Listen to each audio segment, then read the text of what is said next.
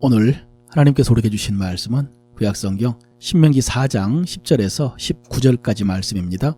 네가 호렙산에서 내 하나님 여호와 앞에 섰던 날에 여호와께서 내게 이르시기를 나에게 백성을 모으라. 내가 그들에게 내 말을 들려주어 그들이 세상에 사는 날 동안 나를 경외함을 배우게 하여 그 자녀에게 가르치게 하리라 하시매, 너희가 가까이 나와서 산 아래에 서니 그 산에 불이 붙어 불길이 충천하고 어둠과 구름과 흑암이 덮였는데 여호와께서 불길 중에서 너희에게 말씀하시되 음성뿐이므로 너희가 그 말소리만 듣고 형상은 보지 못하였느니라. 여호와께서 그의 언약을 너희에게 반포하시고 너희에게 지키라 명령하셨으니 곧 십계명이며 두 돌판에 친히 쓰신 것이라.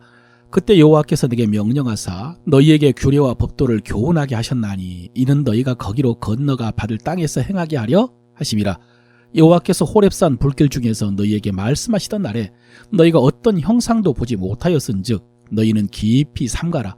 그리하여 스스로 부패하여 자기를 위해 어떤 형상대로든지 우상을 새겨 만들지 말라. 남자의 형상이든지 여자의 형상이든지 땅 위에 있는 어떤 짐승의 형상이든지 하늘을 가진 날개 가진 어떤 새의 형상이든지 땅 위에 기는 어떤 곤충의 형상이든지 땅 아래 물속에 있는 어떤 어족의 형상이든지 만들지 말라.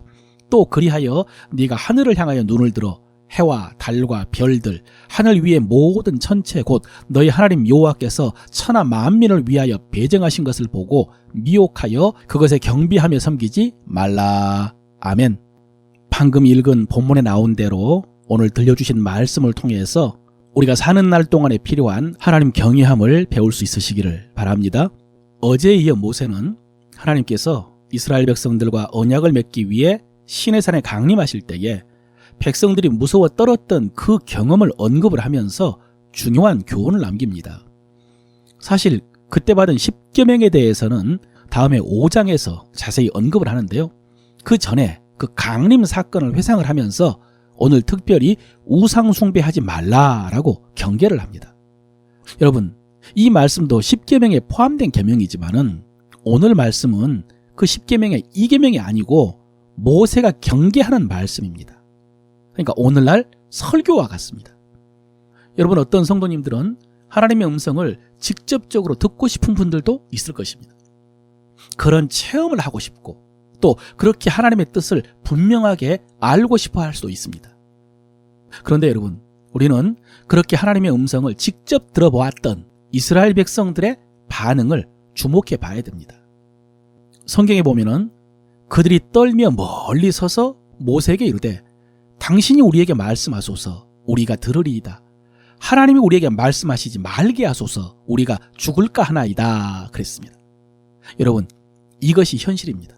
우리 인간은 하나님의 직접적인 음성을 감당할 수가 없습니다.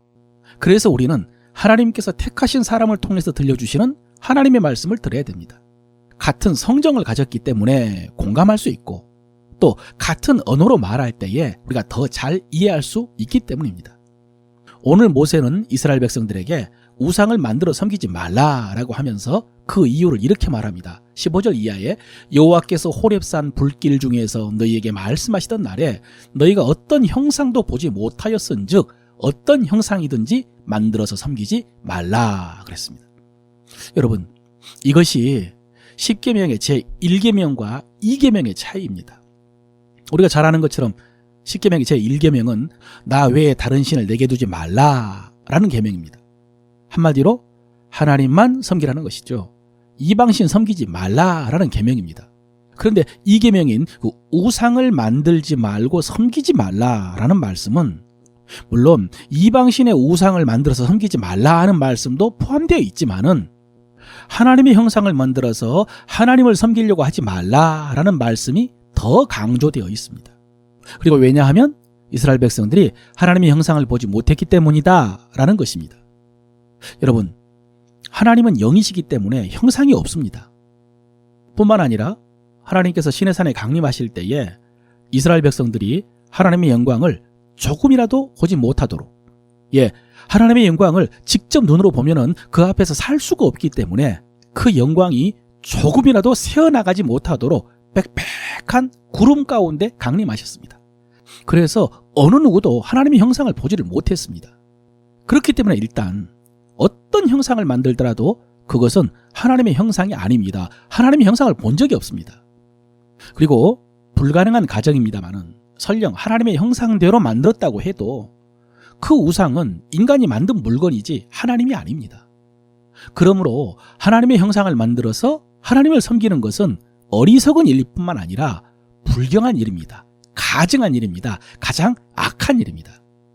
그래서 오늘 모세는 이 우상 숭배에 대해서 강하게 경고를 하면서 자신이 하나님의 징계로 인해서 요단강을 건너 가나안에 들어가지 못하게 된 것을 또 언급을 합니다. 너무나 안타까운 일이지만 모세조차도 범죄하면 그 징계에 예외가 없다는 것입니다.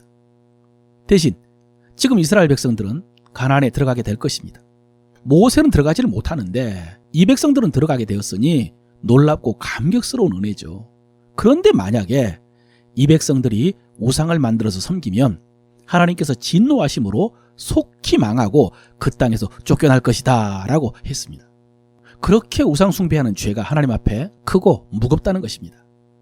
여러분, 이 우상 숭배가 안타까운 것은 앞서 말씀드린 것처럼 하나님은 영이시기 때문에 형상이 없고, 그래서 그들이 하나님의 형상을 보지 못했기 때문에 어떤 우상이라도 하나님의 형상이 아니고, 또 산의 돌이나 나무와 같은 자연, 그리고 그것으로 인간이 만드는 어떤 우상을 숭배하는 것도 피조물을 하나님처럼 섬기는 것이기 때문에 안타까울 뿐만 아니라, 사실 여러분, 하나님과 같지는 않지만 그래도 하나님과 가장 닮은 존재인 시편 기자가 말한 것처럼 하나님보다 조금 못한 하나님의 형상대로 하나님께서 인간을 만드셨기 때문입니다. 인간이 그런 존재이기 때문입니다. 그러니까 우상 숭배는 하나님이 만드신 피조물 중에 최고라고 할 수 있는 인간이 하나님께서 인간을 위해서 만들어주셨고, 인간보다 못하고 인간에게 다스리라고 만들어주신 그 자연 만물을 섬기는 것이기 때문에 안타깝습니다. 왕 노릇하고 주인 노릇해야 되는 인간이 그런 자연 만물을 섬기고, 더구나 자기 손으로 만들어서 섬기는 것이 얼마나 어리석고 안타깝습니까? 여러분, 인간이 하나님을 섬긴다고 하면서 우상을 만드는 것은 하나님의 형상을 소유함으로 하나님을 조종하려는 의미가 있습니다. 자기 뜻을 위해서, 또 자기 소원을 위해서 하나님을 조종하고 싶고 하나님을 이용하려고 우상을 만들어서 섬기기도 하고 절하기도 하고 기도도 하는 것입니다. 그러나 오늘 모세는 하나님께서 시내산에 강림하실 때에 형상을 보여주지 않으시고 대신 말씀을 주셨다라고 했습니다. 12절 이하입니다. 여호와께서 불길 중에서 너희에게 말씀하시되 음성뿐이므로 너희가 그 말소리를 듣고 형상은 보지 못하였느니라. 여호와께서 그 언약을 너희에게 반포하시고 너희에게 지키라 명령하셨으니 곧 십계명이며 두 돌판에 친히 쓰신 것이라. 여러분, 여기에서 하나님께서 말씀하셨고 음성으로 들려주셨고, 그리고 그 언약을 반포하셨고 지키라 명령하셨다. 여러분, 이것이 정말로 중요한 말씀입니다. 무슨 의미입니까? 하나님 형상이 아니라 말씀이 중요하다는 것입니다. 말씀 속에 하나님의 뜻이 있다는 것입니다. 그리고 말씀 속에 능력이 있고 말씀 속에 약속이 있다는 것입니다. 하나님은 우상을 만들어서 섬기는 것이 아니라 말씀을 따라 순종함으로 섬기는 것이고, 그럴 때 하나님께서 능력도 주시고 축복도 더해 주신다는 것이죠. 사랑하는 성도 여러분, 기억하십시오. 우리가 하나님의 형상대로 지음을 받았습니다. 그리고 우리가 만물을 다스리는 자로 지음을 받았습니다. 그리고 하나님의 말씀 속에 약속이 있고 능력이 있고 축복이 있습니다.